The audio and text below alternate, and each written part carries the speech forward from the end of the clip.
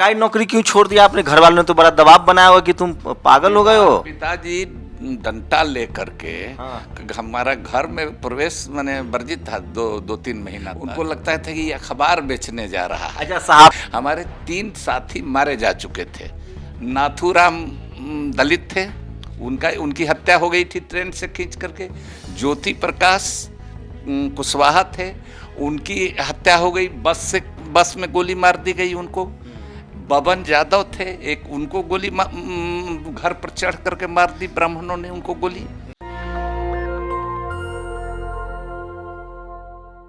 BJP की नजर पहले शेड्यूल कास्ट वोट पर थी, जिनको दलित कहते हैं। अब उन्होंने राष्ट्रपति का कार्ड खेला है, जिनको ट्राइबल कहते हैं, आदिवासी। लेकिन बीजेपी और आरएसएस का एक बड़ा मुद्दा है, बड़ा अभियान चला रही है, पसमानदा मुसलमान। प्रधानमंत्री अपने भाषणों में कह रहे हैं। क्या बीजेपी सामाजिक जो इस देश की बनावट है उसको साधने की कोशिश कर रही है? बीजेपी ने गैर यादव गैर जाटव कहकर शेड्यूल कास्ट का वोट लिया, ओबीसी का वोट लिया। क्या वो पसमानदा और अशराफ मुसलमान करके पसमानदा मुसलमान का वोट लेगी? मैं फिर बता रहा हूँ, जाति कभी जाति नहीं है। फुले, पेरियार, अंबेडकर, बूथ, कबीर, रविदास, ये सब शूद्र और अछूतों की लड़ाई लड़ रहे थे। भारत में आज़ादी के बाद मेरे साथ जो खास मेहमान बैठे हैं, अली अनवर साहब, पेशे से पत्रकार थे, पसमानदा समाज में पैदा हुए, पेशे से पत्रकार थे। इनकी माँ बीरी बना के इनको पढ़ाती थी। संसद में आए, 2 बार राज्यसभा के सदस्य रहे, कभी समझौता नहीं किया। कम से कम आदर्शों से, उसूलों से, बीजेपी से समझौता नहीं किया। और आज पूरे देश में ओबीसी कैटेगरी में आरक्षण मिलता है पसमानदा समाज को, वो भी इनकी लड़ाई का नतीजा है। पसमानदा शब्द देने वाले हैं। क्या बीजेपी की ये सफल रणनीति सफल हो जाएगी? क्या मुसलमान टूट जाएंगे? और आखिर जो पसमानदा मुसलमान है, जिसकी जातियाँ बनी हुई है, उनकी शैक्षणिक, आर्थिक और सामाजिक विकास कैसे होगा? क्या लग रहा है सर, सरकार जब कह रही है कि पसमानदा को हम अपने साथ जोड़ेंगे, आप भी तो यही चाहते थे, हो सकता है सरकार उनके लिए कुछ करे? देखिए, वो जो है ना कि दिखाने के दांत कुछ और होते हैं, खाने के और होते हैं। तो ये दिखाने वाला दांत है, और दूसरे दांत से, खाने वाले दांत से पसमानदा को खुद चबा रहे हैं। आप देख लीजिए, जितनी भी देश में मॉब लिंचिंग की घटनाएं हुई हैं, घर वापसी को लेकर के जो हुआ है, मॉब लिंचिंग को लेकर, गो रक्षा को लेकर, घर वापसी, लव जिहाद, या तरह तरह का जिहाद का मीडिया के भी लोगों ने इजाद किया है। जिहाद शब्द के साथ जोड़ के तबलीगी जिहाद निकाला है। आपको यूपीएससी जिहाद एक चैनल है, उसने यूपीए जिहाद चलाया। तो ये सब के जो वर्स्ट विक्टिम हैं वो तो पसमानदा मुसलमान ही हैं। और इसकी वजह यह है कि जब मुसलमान शब्द आप कहते हैं तो उस मुसलमान में तो 80%, हम तो बहुत माइजर माने असेसमेंट कर रहे हैं, माइनर असेसमेंट कर, हाँ माइजर, हाँ अच्छा, बहुत कंजूसी से, कंजूसी से, हाँ इससे भी ज़्यादा लोग कहते हैं। लेकिन हम कह रहे, इस पर एक एग्रीमेंट है कि भाई नहीं, ये 80-20 का मामला है, 80% हम लोग हैं पसमानदा जिसको कहते हैं। तो आपने ठीक ये बताया कि आप मंशा को समझ गए हैं कि ये लड़ाना चाहते हैं। हमारी लड़ाई जो है विद इन सोसाइटी जो है अपनी जगह पर है, लेकिन अभी जो बड़ी लड़ाई है वो है इस हुकूमत से लड़ाई है, बीजेपी की आइडियोलॉजी से लड़ाई है। हिंदू राष्ट्र अगर बनेगा तो मैं नहीं समझता हूँ, आप जो सोच रहे हैं कि बीजेपी को फ़ायदा हो जाएगा। अरे भाई, हर समाज में थोड़े लालची लोग, थोड़े उस लोभार्थी कहिए, या कोई किसी कमजोरी के चलते पकड़ में आ जाते हैं, तो वैसे लोग भले पकड़ में आ जाएं, लेकिन आम तौर से जो पसमानदा मुसलमान हैं वो इनके झांसे में आने वाले नहीं हैं। और इसकी एक ख़ास वजह भी है कि हम लोगों के जो पूर्वज थे जब आज़ादी की लड़ाई इसमें अंतिम चरण में पहुंच रही थी, और जब सावरकर ने हिंदू राष्ट्र का फ़लसफ़ा लेकर के सावरकर आते हैं, और दूसरी तरफ जिन्ना आते हैं दो कौमी नज़रिया जिसको पाकिस्तान बनाने की बात करते हैं, तो टू नेशन थ्योरी।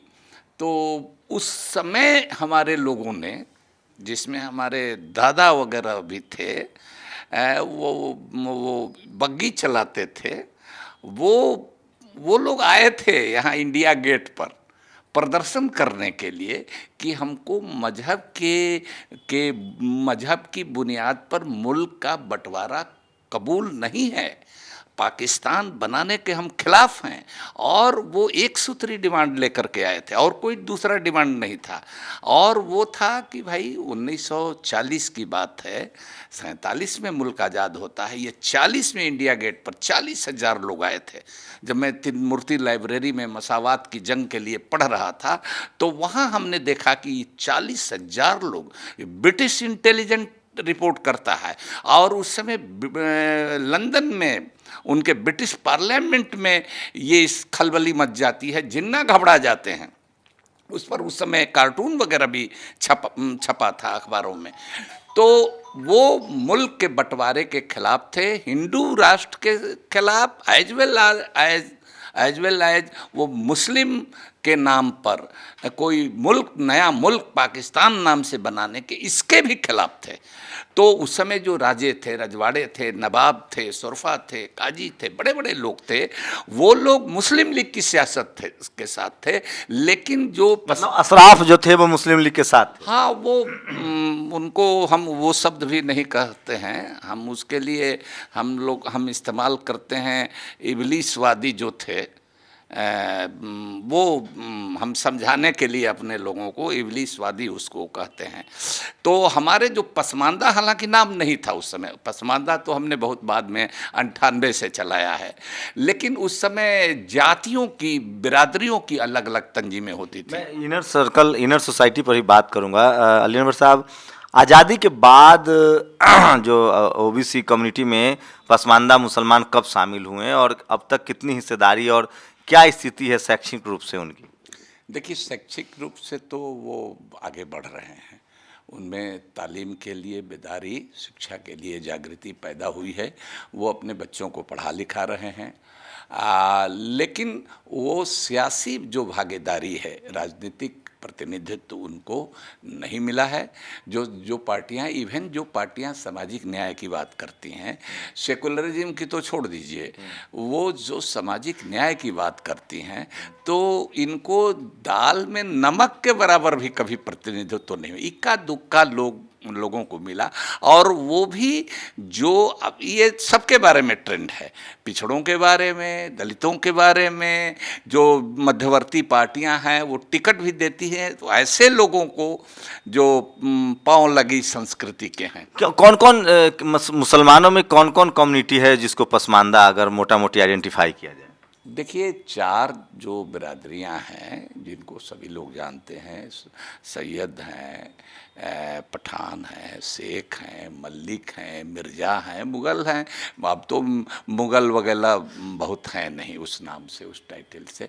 तो ये लोग हैं, और कुछ लोग जो हिंदू समाज में भी जो अपवर्ड मोबिलिटी जो एमएन श्रीनिवास का चला, उसमें ऊंची जात बनने की जो प्रक्रिया थी, तो मुसलमान में भी कुछ नकली लोग अपने को शेख और खान लिख करके और बन जाते हैं। तो जो पसमानदा उनकी जातियां बताइए। उनकी जातियां तो बने सब वही है, जैसे मान लीजिए अंसारी है, जिसको जुलाहा का पहले कहा जाता था, मंसूरी है जिसको धुनिया कहा जाता था, कुरैशी है जिसको चीक कसाई, छोटा कसाब बड़ा कसाब, बड़े जानवर की कुर्बानी तो बड़ा कसाब, और छोटे जानवर मुर्गा मुर्गी खसी बकरा बकरी की कुर्बानी देना तो वो कहा जाता छोटा कसाब, तो वो कुरैशी कहे जाते हैं। दर्जी है, लोहार है, बढ़ई है। अब भटियारा एक जाति का नाम, आप हैरत करेंगे। गुजरात में है भटियार गली, वो जहाँ बढ़िया खाना भी सब जगह भटियारा है। और भटियारा आप जान लीजिए कि ये डेरोगेटरी शब्द है, लेकिन वो बजाबते लिस्ट में है। मुस्लिम मोची हैं, मुस्लिम भंगी हैं, हलाल मतलब मेहनत कश कम्युनिटी को पसमानदा, मतलब गरीब जैसे शेड्यूल कास्ट, पिछड़ा आदिवासी है, जो मेहनत वाला काम था, उन सबको इधर पसमानदा, और उनको उनकी भागीदारी नहीं हो रही। उनके नाम भी, उनकी जिंदगी जितनी गलीज है उसी तरह से उनका नामकरण भी गलीज रखा गया। उसमें भी दरिद्रता और वो टपकती है। आइडेंटिफाई कर लिए हम लोग आते हैं सीधे राजनीतिक सवाल पर। क्या बीजेपी अगर ऐसा करने की कोशिश करे, अब तक किसी ने आइडेंटिफाई नहीं किया, आप लगातार आंदोलन चला रहे थे, अगर बीजेपी कुछ देना चाह रही तो एक बार बात करने में क्या हर्ज है? हो सकता है, देखिए ट्राइबल राष्ट्रपति दे दिया, शेड्यूल कास्ट के राष्ट्रपति दिए, मोदी जी उस दिन कह रहे थे कि दलित, पिछड़ा, आदिवासी और विकलांग, इन सबको हम जगह देंगे। अगर वो पसमानदा की बात करने लगे हैं तो इसमें आपत्ति क्या है आपको? नहीं, अभी तो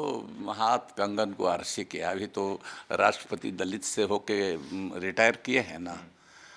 अभी आदिवासी मुर्मू जी आई है ना, तो दलितों का हम नहीं समझते हैं कि वो कुछ करने वाले हैं या कर चुके हैं या करेंगी, ये हमको उम्मीद नहीं है। कम से कम मुसलमान तो 3 राष्ट्रपति हुआ है, भले वो पसमानदा नहीं हुआ है, लेकिन कौन? अरे भाई, जाकिर हुसैन साहब, अब्दुल कलाम और फखरुद्दीन अली साहब हुए हैं। मतलब अशराफ मुसलमान 3 राष्ट्रपति हो चुके हैं। 3 राष्ट्रपति हो चुके हैं। अच्छा, आज़ादी के बाद कुछ ऐसे बड़े नेता, जैसे मैं आपको जानता हूं बड़े हितैषी के तौर पे, ऐसे कुछ बड़े नेता जो पसमानदा कम्युनिटी से आए? बिल्कुल, कयूम अंसारी साहब थे।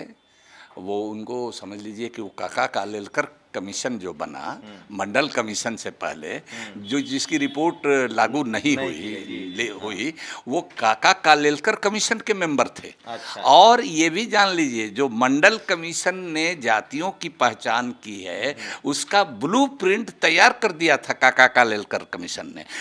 कयूम अंसारी उस समय राज्यसभा के सदस्य थे, तो उस समय, और कयूम अंसारी 1946 में, उस समय जुदागाना इंतखाब, माने सेपरेट इलेक्ट्रेट, मुसलमान के लिए अलग सीट, हिंदू के लिए अलग सीट होती थी। बिहार में मुसलमान के लिए 40 सीट थी, तो उसमें मुस्लिम लीग को हरा करके और वो 6 सीट जीत करके आए थे कयूम अंसारी। आज के डेट में कितने % मुसलमान ओबीसी कैटेगरी में हैं? 80% हैं। हाँ, लेकिन उनमें चेतना नहीं है, उनको धर्म की लड़ाई में फंसा के रखा जा रहा है। वो आरक्षण के समर्थन में, संविधान के समर्थन में एक धारणा बनाई जा रही है कि मुसलमान आगे नहीं आता है। क्या ये आरक्षण 80% लड़ाई, अगर मान लीजिए कोई पुलिस हो जाए, दरोगा हो जाए, अब यूपी में प्रोफेसर की रिक्ति वैकेंसी थी, मुस्लिम ओबीसी पहुंचे, उनको नहीं दिया गया, तो ये चेतना कहाँ तक पहुंचे? क्योंकि एक कर्मचारी अधिकारी बन जाएगा तो कोई उस पर आंख उठा के नहीं देखेगा।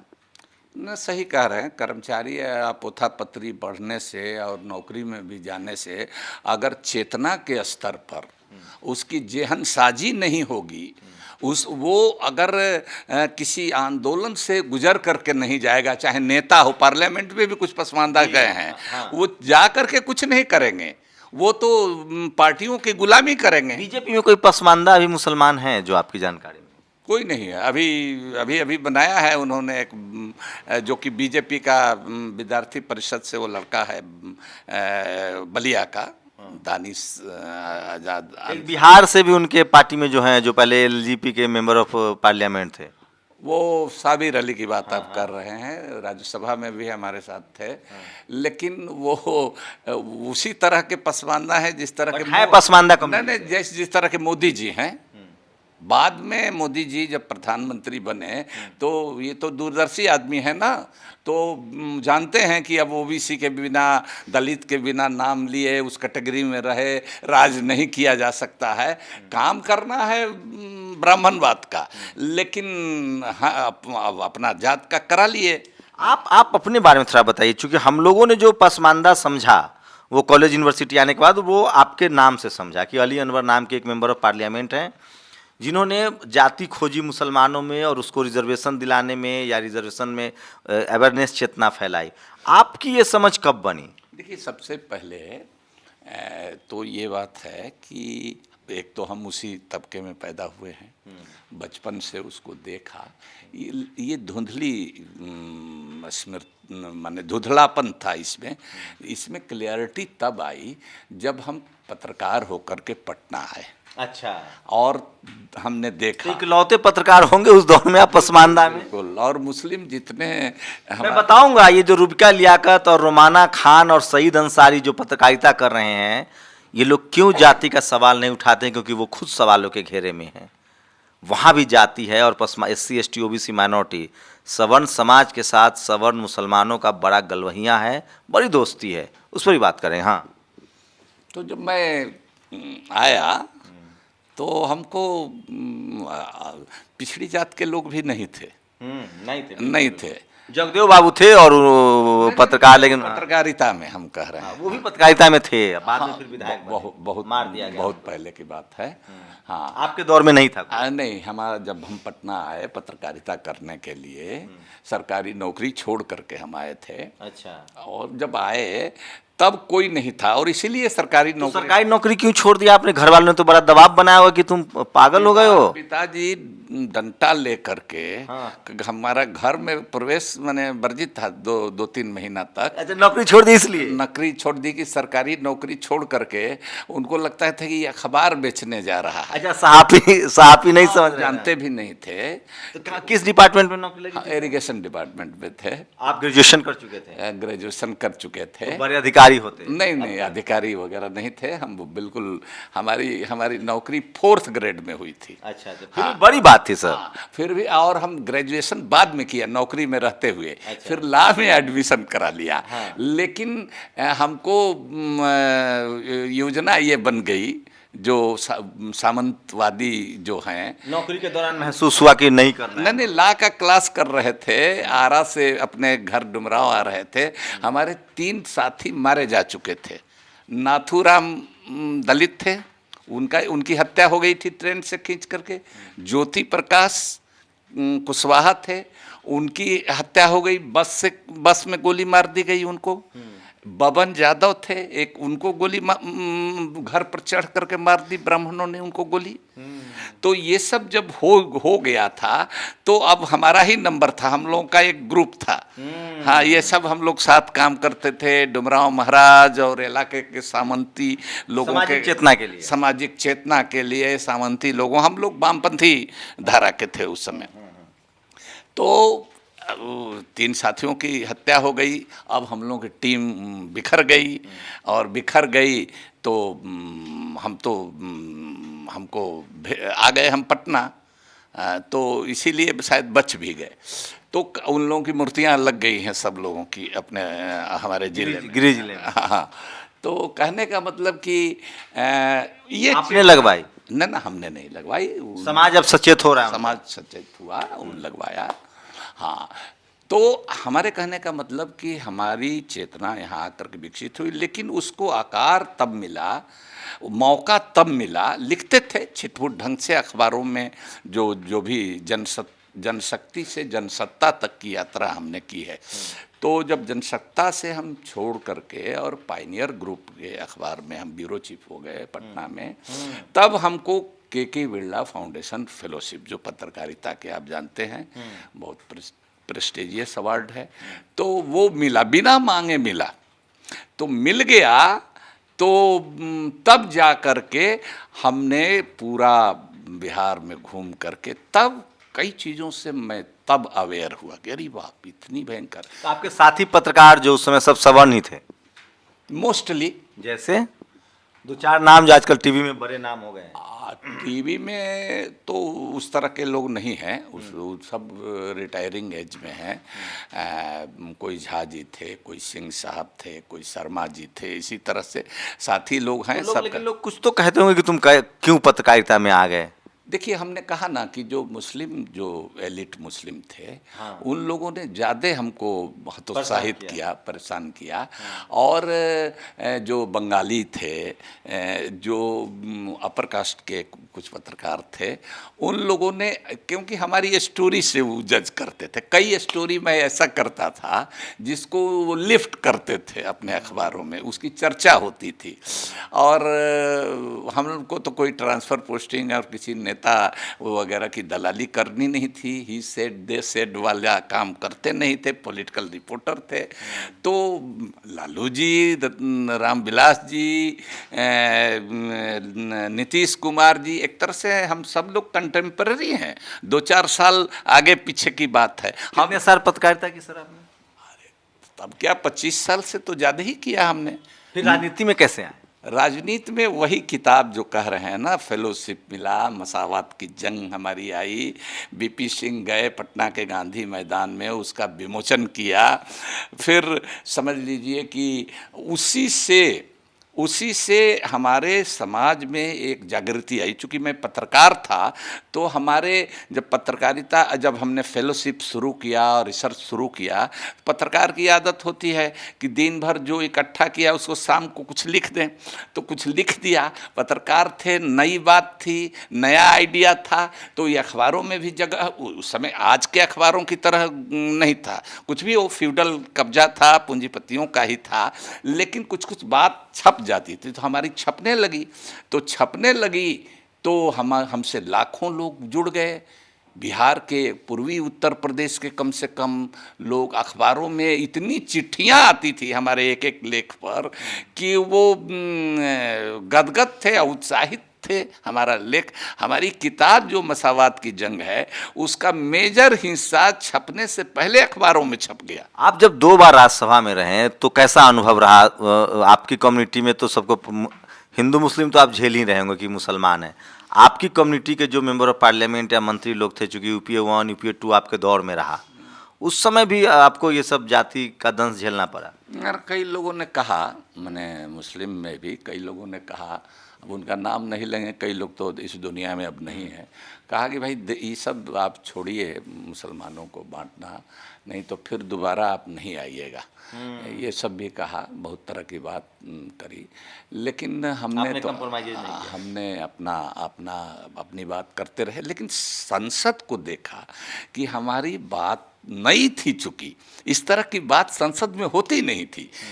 कई पार्टियों के लोग कहते थे कि भाई ये बात तो हम जानते ही नहीं थे, ये पसमानदा क्या होता है, ये अशराफ, अजलाफ, अर्जाल क्या होता है, ये दलित मुसलमान क्या होता है, आदिवासी मुसलमान क्या होता है। ये हम लोग तो समझते थे कि मुसलमान, और कहते भी थे। एक बार लालू जी हमारे सम्मेलन, सब लोग आए हुए हैं, हम सम्मेलन जो करते थे, तो लालू जी, नीतीश जी, रामविलास जी, कोई वीपी सिंह जब आए, और देश के तमाम सोशलिस्ट नेता, कम्युनिस्ट नेता आते थे, मेधा पाटकर, प्रभाष जोशी जी, योगेंद्र यादव, सब लोग आते थे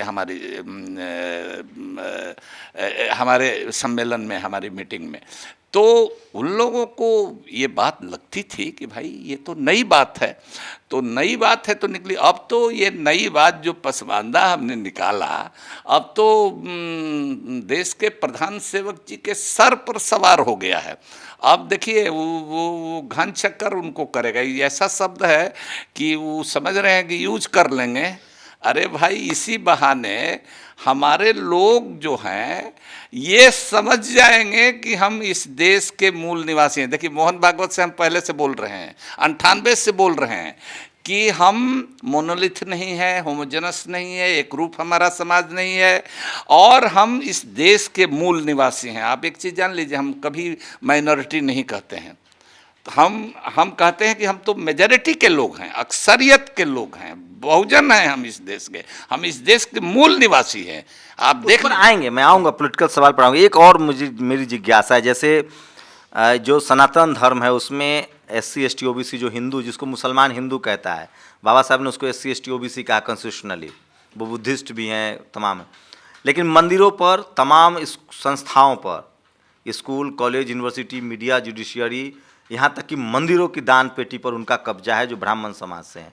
क्या मुसलमानों में भी यही स्थिति है? जो पसमानदा हैं वो धार्मिक रूप से भी हाशिए पर हैं और तमाम ट्रस्ट, तमाम बड़े बड़े जो उनकी हज हाउस हो या मस्जिदें हों, तमाम कॉलेज यूनिवर्सिटी हो, उनमें उनकी भागीदारी नहीं है सर? हूबहू वही है, बल्कि ज़्यादा है यहाँ। वहाँ तो थोड़ा अब बहुत संघर्ष, लंबा संघर्ष है दलितों का, पिछड़ों का। वहाँ तो कुछ ढीला भी हुआ है। हमारे के यहाँ तो पूरी तरह से काबिज हैं। जमीयत उलमाए हिंद है, 2 गो है, चचा भतीजे का अलग है। मदनी साहब की बात कर हाँ रहे हैं। हाँ, अलग अलग है, दोनों वही हैं, एक ही खानदान के लोग हैं। आपको मुस्लिम लीग है, जमीयत उलमाए हिंद तो हो ही गया, मजलिस मसावरत हिंद है, वगैरह वगैरह जितने नदवा है, सहारनपुर है, जितने मजहबी इदारे हैं, इमामत उनके हाथ में है। अच्छा। ज़्यादा से ज़्यादा हमारे लोगों को अजान देने का मौका मिल जाता है। जो पसमानदा है, जो प्रॉफिट के ज़माने में भी हजरत बिलाल जो थे वो अजान देते थे, वो भी पसमानदा ही थे। चलिए अब राजनीतिक सवाल पर आते हैं। अगर प्रधानमंत्री को एक राजनीतिक समझ तो है, वो शेड्यूल कास्ट को जोड़ लेते हैं, पिछड़ा को जोड़ लेते हैं, दलित को जोड़ लेते हैं। अगर उन्होंने पसमानदा जोड़ लिया तो हो सकता है कि जो शोषित वंचित समाज के लोग हैं उनकी राजनीतिक भागीदारी तय हो जाए। नहीं, नहीं हो सकते। इसलिए देखिए आप, पहली बात तो उनको हिंदू राष्ट्र की जो उनकी कल्पना है, परिकल्पना है, वो जब तक हिंदू राष्ट्र की बात करेंगे तो उसमें मुसलमान क्या, सिख, ईसाई, कोई भी माइनॉरिटी भी नहीं, उससे भी आगे जाके कोई भी दलित इसको तस्लीम नहीं करेगा, कबूल नहीं करेगा।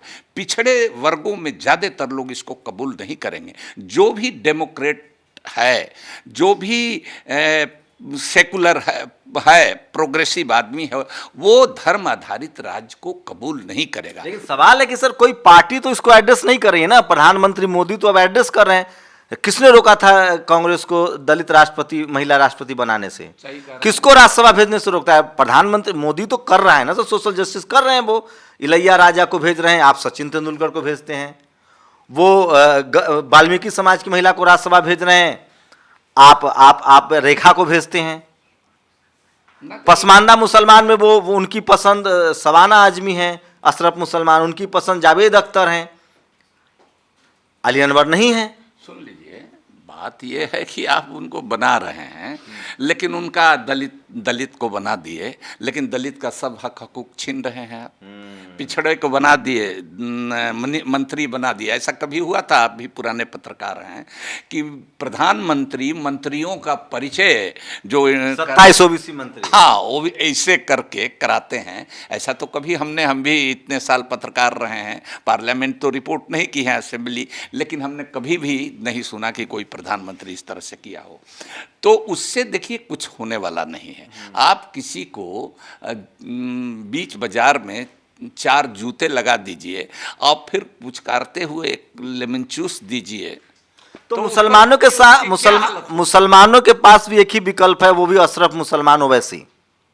नहीं, वो विकल्प नहीं ना है। हम लोग तो उसके खिलाफ रहे हैं। हमने तो बताया कि मुस्लिम लीग इनका क्या है, इनका तो कुछ है नहीं। मुस्लिम लीग का वो तूफान था। आप 46, 47, 48 के दौर को देखिए, एक तूफान था साहब। तो लाखों लोग इधर से उधर जा रहे थे और लाखों लोग मारे गए। ट्रेन में भर भर करके इधर से लाशें जा रही हैं, उधर से लाशें आ रही हैं। वो वैसी स्थिति तो अभी कम से कम नहीं हुई है। लेकिन अब ये सवाल है कि उससे जब हम लोग उस समय लड़े हैं तो आज तो लड़ेंगे ही हम लोग। बस इसको चेतना के स्तर पर, चूंकि ये आंदोलन नया है, देखिए कोई एक शब्द नहीं था इसके लिए। जैसे दलित एक शब्द तो बाद में आया, बाबा साहब ने शेड्यूल ट्राइब दिया, फिर संविधान में अन्य पिछड़ा वर्ग की मंडल कमीशन ने एक नाम दिया, तो ये थोड़ा लंबा हो जाता था। कैसे दलित निकला तो अब शेड्यूल ट्राइब से ज़्यादा लोग दलित बोलते हैं, तो एक छोटा नाम की ज़रूरत थी। अन्य पिछड़ा वर्ग तो छोटा नाम की ज़रूरत थी, तो हमने पसमानदा शब्द दिया। चूँकि मुसलमानों के बीच काम करना था तो उर्दू फारसी की ज़ुबान में जो ज़ुबान वो जानते आप मुझे बताइए, आप ये समाज आपका ऋणी रहेगा जो आपने अली अनवर साहब आपने काम किया है। आप अपने सामने क्या बदलाव चाहते हैं पसमानदा कम्युनिटी में, क्या देखना चाहते हैं उनको? हम एक ही चीज़ लेकर के अभी पूरे देश में घूम रहे हैं। अभी बम्बे जा रहे हैं या जहाँ भी हम जा रहे हैं, गया जा रहे हैं 28 तारीख को, 1 तारीख को बम्बे, फिर आपको 7 तारीख को मधेपुरा में हमारी मीटिंग है। हम यही कह रहे हैं कि ये मुसलमान का सिर्फ मामला नहीं है। मुसलमान अकेले, पसमानदा मुसलमान अकेले नहीं कुछ कर सकता है।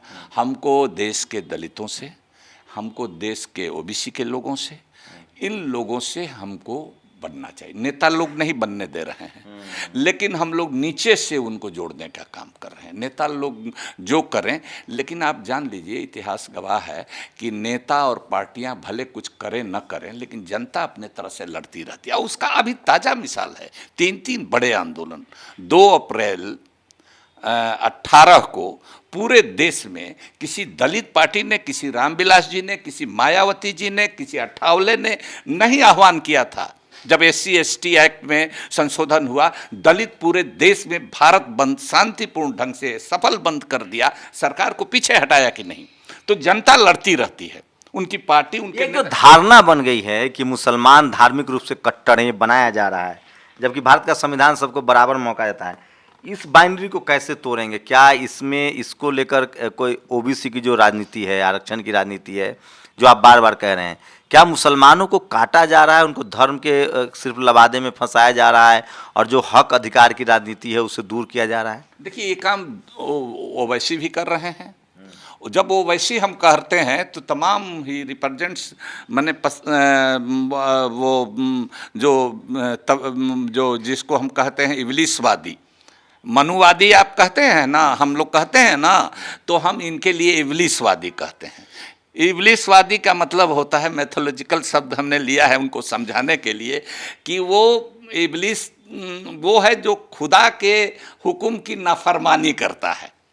ये कहानी यह है कि जब खुदा ने आदम को पैदा किया, इंसान को, और बुलाया फरिश्तों को कि देखो, हाँ, इसको सबसे उम्दा दिमाग दिया है, ये सबसे आला हमारा क्रिएशन है, उम्दा हमारा क्रिएशन है। तो फरिश्तों ने कहा कि या अल्लाह ताला, ये तो आपने मिट्टी से पैदा किया, इसकी फितरत तो ऊपर फेंकिएगा तो नीचे आएगा, और हम लोग तो आग से पैदा किए हैं, आग जलती है तो उसकी फितरत है कि आसमान में जाएगी, ऊपर जाएगी। तो हम लोग इनकी क़यादत, इनकी लीडरशिप, इनके सामने सजदा करने की बात कैसे करें? तो खुदा ने कहा कि नहीं करना पड़ेगा, और इबलीस को शैतान करके और भगा दिया अपने दरबार से। तो वही शब्द हम बता रहे हैं। मनुवादी के जवाब में हम लोगों ने शुरू किया है इबलीसवादी।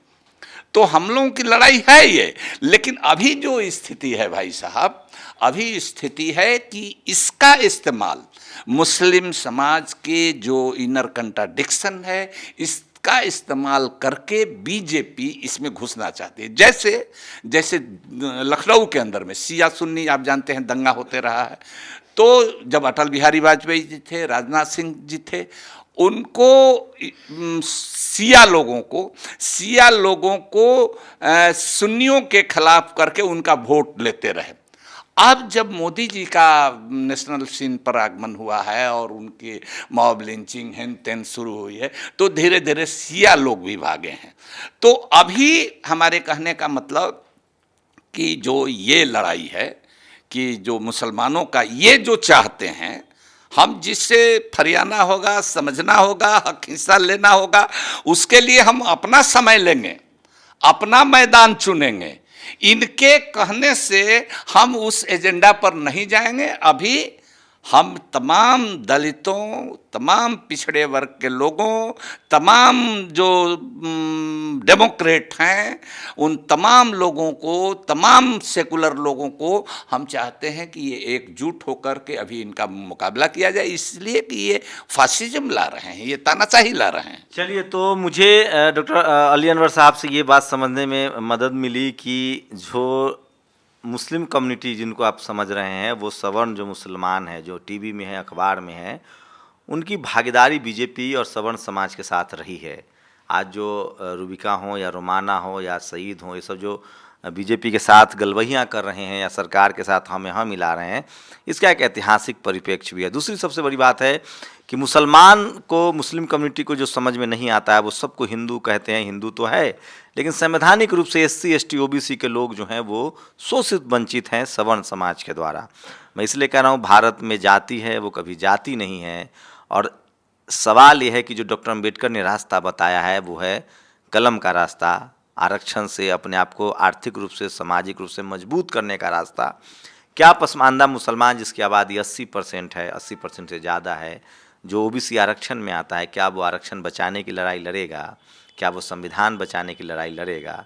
एक बात तो तय है कि इस देश के मुसलमान जो हैं वो बाई चॉइस राष्ट्रवादी हैं। उनके पास मौका था पाकिस्तान जाने का, लेकिन वो नहीं गए, उन्होंने इसे अपना मुल्क माना है। तो राष्ट्रवाद के परिभाषा में उनको अनफिट किया जाता है, लेकिन सच्चाई ये है कि मुस्लिम कम्युनिटी में भी जो जातियाँ बनी हुई है, जिनका विकास नहीं हुआ है और उनको आरक्षण मिल रहा है, आरक्षण की लड़ाई और मजबूत हो सकती है। और इसलिए अली अनवर साहब लगातार जातीय जनगणना की मांग करते रहे हैं। मुझे लगता है कि अली अनवर साहब को एक नैतिक जिम्मेदारी और निभानी चाहिए। इनके बेटे ने बड़ी IIMC से पत्रकारिता का कोर्स किया है, उनको पत्रकार ज़रूर बनाना चाहिए, मेरी निजी राय है। और जब तक SC ST OBC माइनॉरिटी में पत्रकार, जज, कॉलेज, यूनिवर्सिटी, ब्यूरोक्रेसी, जुडिशरी में लोग नहीं आएंगे, शायद हालात शायद ही बदले। आप लोग की क्या प्रतिक्रिया है? पूरी बातचीत को आप लोगों ने कैसे समझ रहे हैं, कैसे देखा, और जाति कब तक खत्म होगी, ये बड़ा सवाल है। कैमरा आशीष के साथ शंभू कुमार सिंह, नेशनल दस्तक, दिल्ली। नेशनल दस्तक की आपसे गुजारिश है कि अगर इसको बचाना चाहते हैं तो नेशनल दस्तक को सब्सक्राइब करने के लिए रेड कलर के सब्सक्राइब बटन को दबाएं, फिर बेल आइकन की घंटी दबाएं। नेशनल दस्तक को बचाने के लिए बहुत जरूरी है कि हर खबर को शेयर करें, लाइक करें, कमेंट जरूर करें।